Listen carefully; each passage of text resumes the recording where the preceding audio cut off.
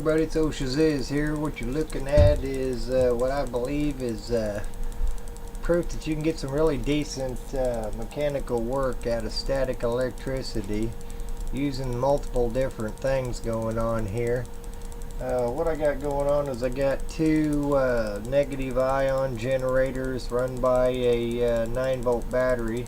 It's been running for quite some time here, and I've got a wire made into a really long rod over there that's balanced mostly on this side with a styrofoam ball covered in aluminum, and on this side has a styrofoam ball covered in aluminum. This one made to float, that one made to bounce, and if you can see it, I'm not sure because the way the camera is acting funny around it. These plastic golf balls right here, they're not real golf balls, they're like a kid's section, little toy plastic. It's hollow inside, and basically what you see is the wires off the hot side, which would be the ones putting out the negative ions, are going down into the water, putting negative ions in the water, where the negative off of the negative side of the negative ion generator is going to a piece of aluminum foil on each side of the dish here, and so basically when it builds up a charge, just like the Franklin bell, it's going to go down and it slaps the water, which creates a wave inside that water, which is bouncing those golf balls around. They're floating in the water.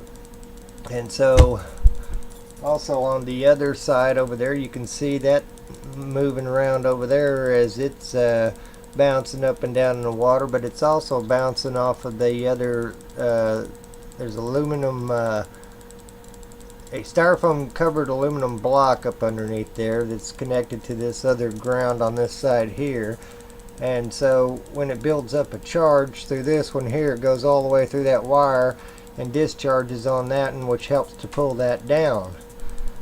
So if you can understand what's going on right here, using some leverage, some buoyancy, and basically the motion of the aluminum tape slapping the water, creating a wave inside the water, you're building up some hydraulic pressure in there, which is creating waves. This could be done on both sides, and in all reality, you don't just have to have one arm coming off of this same deal. You could put as many as you want in there because they're not necessarily connected to each other. They're just reliant on the waves of the water. And then on that other side, the charge that's built up through the water is going over there discharging on the negative side, just like the Franklin bell. So that's why I believe that if done properly, you can get some really good mechanical force out of there, because look how long that arm is across the other side. I hope that you can see it clearly in the video, but you can see that that arm is definitely moving up and down. There's a lot of wire in between there and there, and you can see the inside the water there where the golf balls are moving around, because every time that wave moves around there, so there's quite a lot of bit of mass if you really think about it moving around. You got the water constantly being disrupted. You got the three golf balls floating, bouncing around in there. You got the rod, the long rod across there, one side bouncing, the other side over here floating up and down on the waves. Also, some of that energy is being transferred back through that rod and helping to cause the waves on this side as well.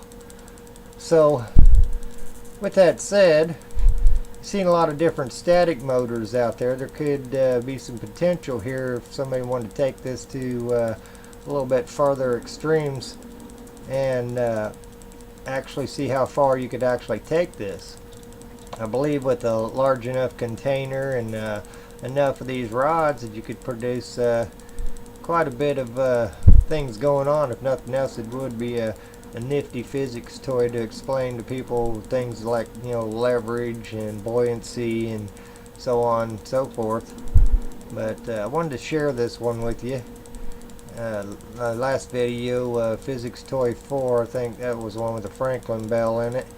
And I've been messing around with static electricity, trying to see how far you could actually take it and how much mechanical energy you could actually get using static electricity via these negative ion generators.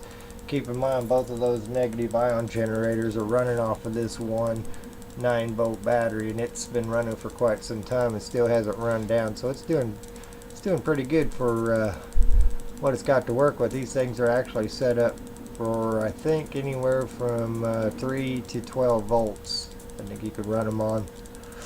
Could be wrong, could be 9 to 12, but I have to go back and look at that. Either way, you can see what's going on. See the motion over there. It's actually transferring energy from this side, from the waves, also transferring negative ions through that wire, through that aluminum foil and styrofoam ball, which is discharging on that one over there, and that energy from that going down and releasing after it releases its charge is actually transferring back through this rod, pushing that water some more. So it's a whole lot more going on here than meets the eye if you really pay attention to the mechanical aspects of it. So anyway, I hope you enjoyed the video. I'm going to put some more stuff together like this for you. I want to do a lot of stuff on static because I've got a really huge project that I'm working on with static electricity that I think you're really going to like. So, you know, if you like this video, give me a thumbs up or give me a comment or something. Let me know what you think about it, and let me know if you want to see some more of this stuff. Peace and love, everybody. Take care. And by the way, I'm still working on this plasma technology. I'm not totally away from that yet. Just hang with me and you'll see what I'm working on. I think you're going to be happy. Peace and love, everybody. Yeah, this is me again. One last final little addendum here. I catch a lot of grief for a lot of different projects that I show people, but I want you to really pay attention to not just this project, but the other ones that you've seen and all these anomalies, and think about what's going on in this one here, about how many different anomalies are occurring. Such as the negative ions going into the water and energizing the water, and then the waves in the water, and the weight of those golf balls bouncing up and down, and what's going on through the transfer of the energy from one side to the other back, and there's a whole lot going on here. And one of these anomalies by themselves might not be, you know, that big of a deal, but this is why I keep pointing out all these pieces of the puzzle, so that you can see, if you take this one with that one and you put these pieces of the puzzle in the right direction, in the right place, and you end up with a big picture. I've got a page on my YouTube, on my website, that I'm going to go ahead and post down in the comments section, and I'm looking for some researchers out there that want to work on a project with me. So if you're interested, after you check out the information that I post, and you know, fill out the little form and get with me. It's all self-explanatory in there. So with that said, I'll go ahead and end this video. So peace and love, everybody. Take care. Thanks again.